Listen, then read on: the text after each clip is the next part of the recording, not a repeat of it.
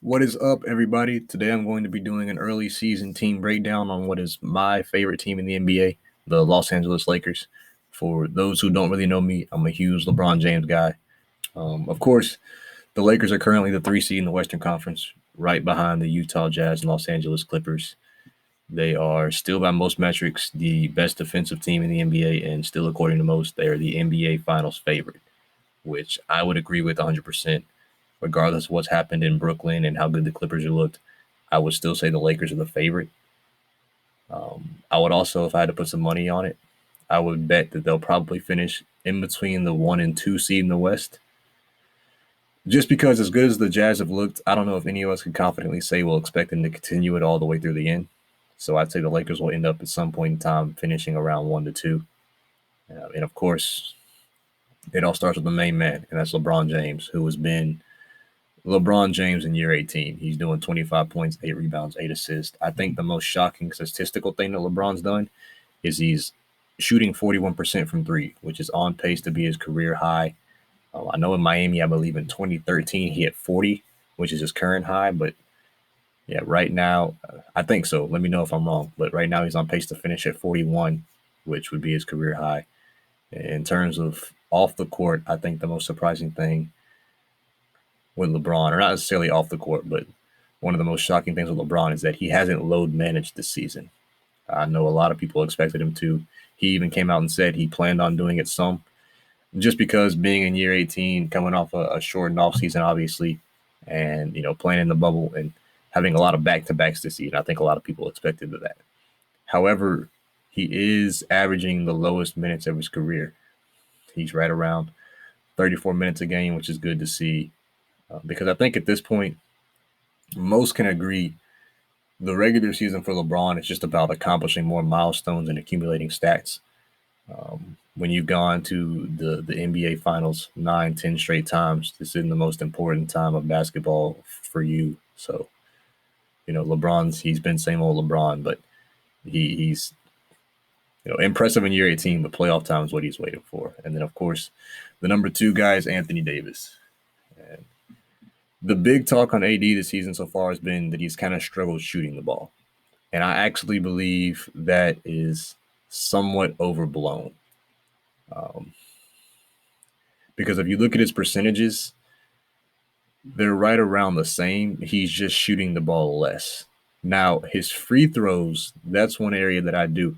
Yeah, he's shot the ball worse from the free throw line this season, which isn't ideal. But in terms of his overall shooting, I think he's just shooting it less. And I think part of that's due to acquiring some new guys around him. I'm not too worried about that when it's time for AD to really go and we need him to put up the stats and numbers we're accustomed to him doing. I think he'll have no issue doing that.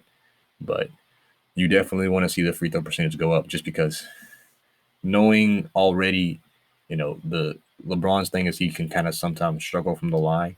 And if AD's also, AD's normally a mid 80s percentage free throw shooter, if he's also going to be down near the 70s, that isn't ideal for the Lakers to have your 2 best players around that going into the postseason. But other than that, yeah, AD's been AD. Even on the defensive side of the ball, he's still been that all-world defender that we come to know. He hasn't been as good as last season, which, he's not on pace to be really in the conversation for the defensive player of the year like he was last year. His blocks are actually down to the lowest they've been since he was a rookie. But he's still, as a whole, he's been, an all-world defender. So I'm not worried about AD too much bigger picture. I think a guy who isn't getting enough credit for what he's been doing is Kyle Kuzma. And here's what I mean by that. He's once again been asked to sacrifice even more after being asked to do that, the last couple seasons, and he's doing it. He's, averaging 10 points, 5.5 rebounds, and an assist per game. However, he's taken the fewest shots he's ever taken, and he's, fewest minutes as well. But he's also shooting a career, same amount of threes. He's getting the same amount of 3-point shots up, and he's shooting his career high from 3-point percentage, while also averaging his career low in terms of turnovers. And just watching some nights, you can watch games where Kuz, you see him do the other things well. You see him defend. I don't know if we'll get to it, but there's a clip somewhere here where he guards Trae Young, switches out on Trae Young, and has him in Alcatraz. He's been defending well. There are nights he grabs 10, 11 rebounds. The problem with Kuz has and always will be, actually that's a stretch, always will be is a stretch, but has been and still is the consistency. He hasn't shown us, stuff like that consistently. But in terms of his performance this season, I actually think Kuz has been fine. He's played well. So I got to give him, I think he hasn't been getting enough credit that he deserves. And I think a guy who actually has been the best addition for the Lakers, and it's close between the next two, but I think Dennis Schroder has been better than most, at least me, than expected. And I don't mean statistically by that. If you kept up with Dennis in OKC, you know what he's capable of doing. This season, he's doing 14, 4.5, and 3 assists with 1 steal. But for me, it was the fact that when he got to LA, there was a lot of talk of him being promised and him saying he's going to run the point guard, the starting point guard. Now, being that obviously LeBron was here and he just come off a season where he averaged a career high in assists at playing the point guard, I was curious how that worked out. But it's been fine. Dennis has been great. He's, obviously coming from Oklahoma City and playing the 2 ball off of Russ, the 2 ball off of Chris Paul, and coming off the bench as well. He's been fine off the ball. I think he's been, like I said, I think he's been the best acquisition for the Lakers this offseason so far. And Trez has been great, but I'd say, they're both in contention for 6th man of the year last year. But I think he's had the slight edge. The biggest problem for Dennis, and it's not really a Dennis problem, it's not his fault, is that,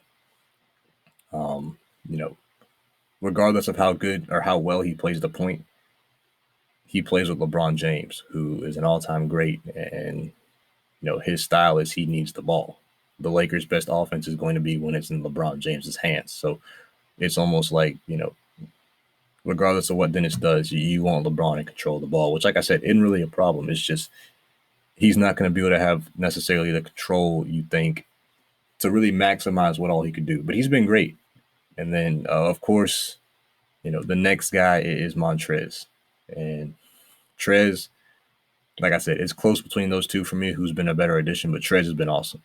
Trez has done 13-6 on 71% from the free throw line, which is actually Trez's career high, which is huge. A guy as physical as he is, who's going to get to the line like he can, who plays down there as tough as he does, for him to shoot, a career high this season so far, if he can continue that, I think that's massive.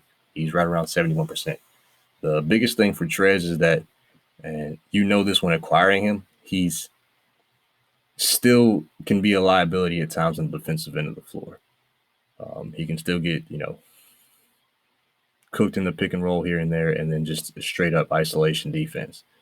The thing about that is, like I mentioned earlier, the Lakers still have the best defense in the league.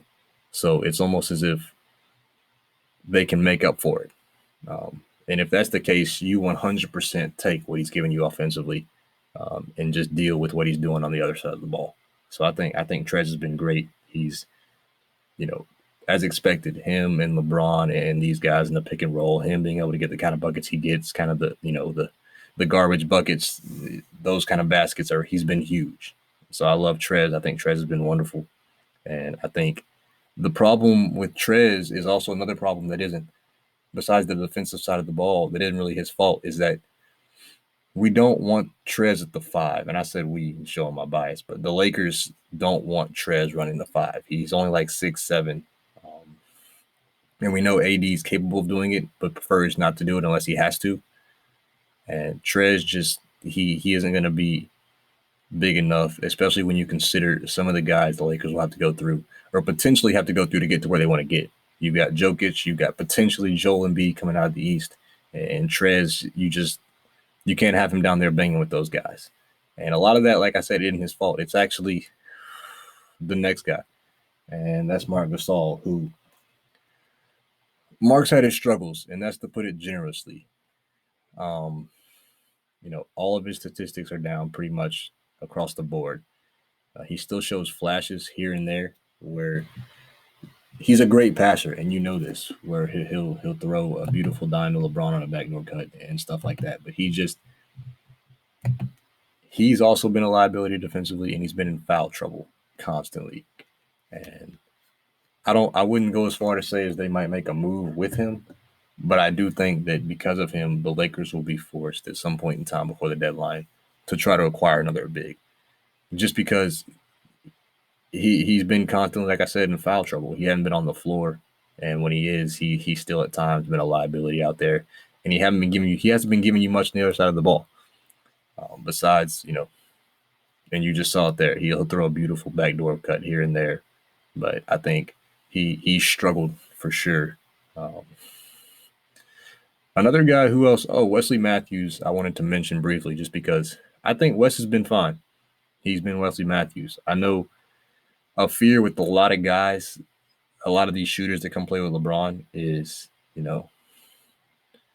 what happens with a lot of shooters that come play with LeBron, and that's they struggle. Is I don't know what you would call it, but he hasn't really done that. He hasn't been affected by that.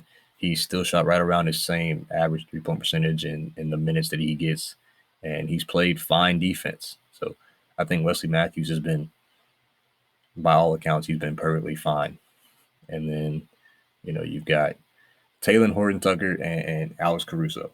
I think these two are interesting because I know a lot of people have been vouching for, and I've been one of them, that Taylor needs more minutes, right? Well, the problem with that is that him and AC almost play very similar, if not the exact position as well as role. I think Taylor he's extremely underrated in terms of getting to the rim and playmaking. He gets to the rim at times with ease. But to give him more minutes, I think you'd almost have to take more away from Caruso, who's also been fine. Caruso has shot his career high from 3 this season. And they're both show flashes at times, or they're both exceptional defenders. They both give you great energy. So I find that whole situation interesting just because, if you want to give one more minutes, to me at least, and I could be wrong, maybe you take some of Wes's, maybe you take some from somewhere else. It's almost like you got to take some from the other one. And I think, a guy I didn't really mention is KCP.